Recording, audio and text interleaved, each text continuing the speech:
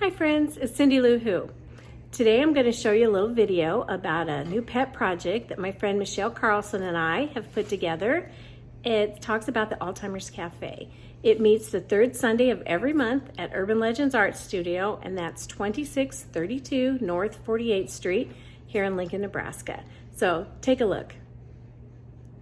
Hey guys, it's Cindy Lou Who, and I'm sitting here in my nice toasty art studio today, and I've got my friend Michelle Carlson here with me, and she went to a conference and just found this amazing opportunity that Lincoln does not have that we have implemented, and I'm going to let Michelle tell you just a little bit about it. So I attended a conference in Kentucky and met an incredible woman named Layette Yakvig, I believe is the pronunciation. I could be wrong. And she started a memory care cafe. And the idea behind the memory care cafe was that you have a space where people that have dementia or caregivers, family, friends, can come together. So there's no goal to this except fellowship, friendship, and fun. So fellowship is always the goal of the cafe. For people to come together, it's really about a sharing. And you know, if we can hopefully bring people in that know Alzheimer's, know dementia, and if someone needs a resource, someone's here to help with that.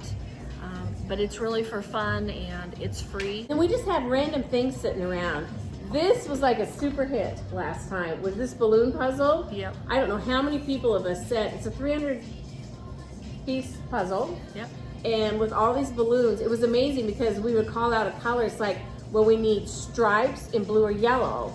And it was so cool because the people that were here could follow along and they could look down and they could find a puzzle piece that had, you know, blue and yellow stripes on it. So it worked out really well. We got almost the whole thing done. I think we found out we were missing a couple of pieces, but it was really a good thing.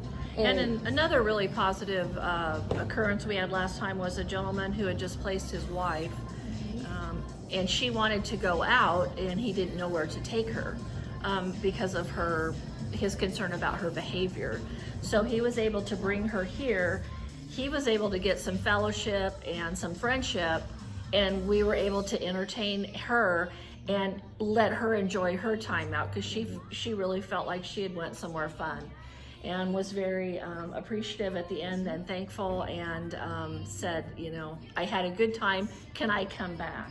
Yeah, it was really cool. And he said thank you. He said she doesn't fit in everywhere, but she fit in here. So and there's that element of, you hate to say embarrassment when it's a family member or something, but when you go out into public with someone who may have maybe just the onset or even further on with dementia, people around you might look at you like, what is the matter with that person? And I took my dad, who's 87, to a sports bar to play shuffleboard because he used to love to play that as a younger gentleman. And it was so fun. He was real unsure about himself when we got there. And the waitress came over and is telling us what there is. And so he ordered, and then she was telling us our drink specials.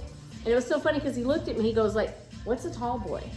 And so I explained to him what a tall boy was. And so he's like, well, I'll have a tall boy, I don't know if he said Busch Light, Miller Lite, something like that. You know, and we're all looking at him like, you're not gonna drink that. You know, it was so funny. And then when the waitress brought the drinks over, and to play shuffleboard, you have to give your ID for the pucks. And so she asked for an ID. My dad was just elate. Oh, it's been a long time. So he pulls out his ID and he shows it to the waitress, and she was amazing. And later when we were getting ready to leave, I told her thank you so much, you know, for what she had done. And she had somebody in her family too that had been, you know, afflicted with this. And so she knew how to react. But sometimes you go to a place and they don't know how to react to the person. You know, if the person's, you know, can't figure out what they want to eat or something like that, it's hard. Where you can come here, and all the volunteers that come here and the people that come to, like, we had a lady that brought a goat. Yeah. That was pretty fun. But they're used to being around people that might just be just a little different than other people. Absolutely. So there's no embarrassment, you know, as a caregiver or a family member, you can just come here and laugh it up and have a good time, and you don't have to worry about your loved one being them. They're allowed to be them if nothing else, for those 2 hours while they're here. So we're out there blazing the trails again. We're trying. We're working on getting it out there.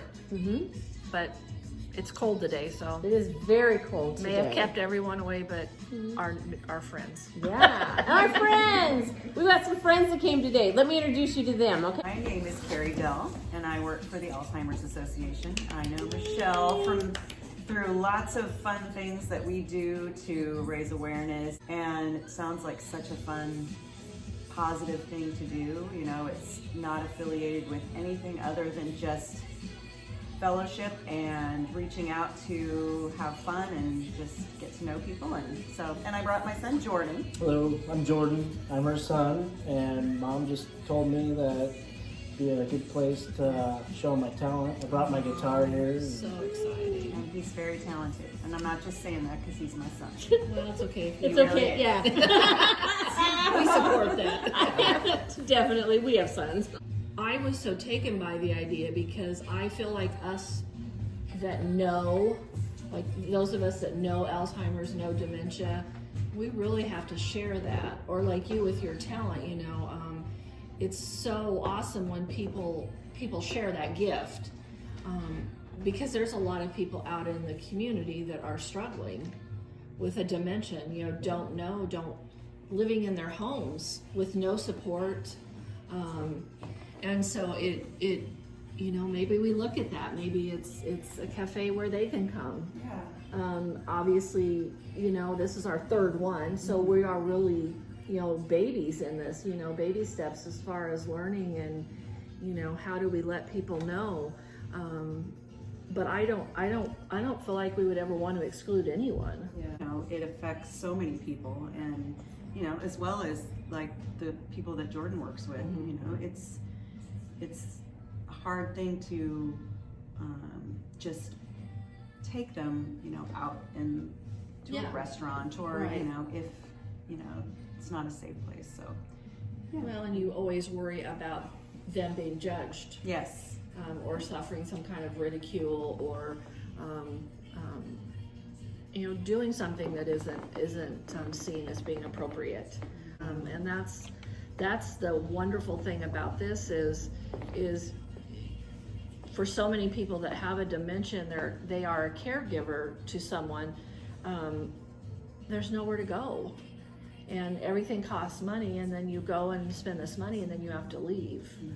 Because your loved one becomes agitated or anxious or no longer wants to be there. So I'm all for trying anything. I mean, as Cindy and I've talked many times about it, is for it to go, you know, Nebraska wide, you know, more people be doing this in more places, you know, different times of the day, different days of the week. The one thing that, you know, me inviting Jordan here, and I know music is such an integral part of especially people with dementia, because that's the one thing that they really She was very specific when I attended her conference down there about that it not become a support group and it not become a daycare.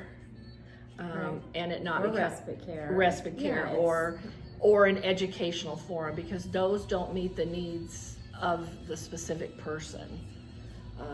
People often, you know, don't understand that this is a process that's going to take some time to get established.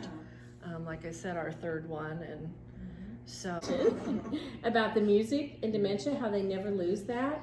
That was something that I never realized until I started working with Michelle. And I work at a memory care unit there doing art therapy, you know, and you can, especially with the demographic of what it is now, you can maybe just sing 2 or 3 words of a hymn and they know it, because that was the area that they were raised in, where you are at church every Sunday and that's part of your social life. And so then they start singing the hymn, which is really cool. Yeah. So then I started doing a little bit more research on that, and I was, I believe it was the face to come, something about the face to come with, you know, dealing with this sort of a disease. And so they were showing these new facilities, And they're like, well, let's take you into the activity area. And they open up the doors down there. They're like, now remember, this is the phase to come of dementia. They open up this activity center, and everybody in there is singing Stairway to Heaven. Wow, if that didn't make me go, yeah. You know, I'm 60, and you know, that was a song of my high school years. Yeah. And to think that, wow, you know, Yeah, think about that. it could start anytime. And we know people who have recently passed away that were our age, you know, from this horrible thing. Yeah. You know, so it just kind of made me realize, wow, you know, I'm there. It could happen to, you know, anybody. Our facility, younger onset is much more common. You know, we have younger folks living there, and we're giving a lot more tours to younger people. So think of this environment for people who are maybe still caring for their younger loved one at home and don't, you know, haven't made that decision that placement is correct for them. Because all of the facilities now are, when you walk in, the faces are, you know, gray-haired elderly people. They don't match the face of a 60-year-old woman or man. I guess the blessing and the curse in that is that dementia affects people the same way. So the loss, age isn't as relevant as you would think. I think maybe in the beginning it's a little more, but as it progresses, the loss of function, the loss of you know, words and ambulation, all those things happen kind of in the same way. And they just need that safe, structured environment versus that age is really an issue.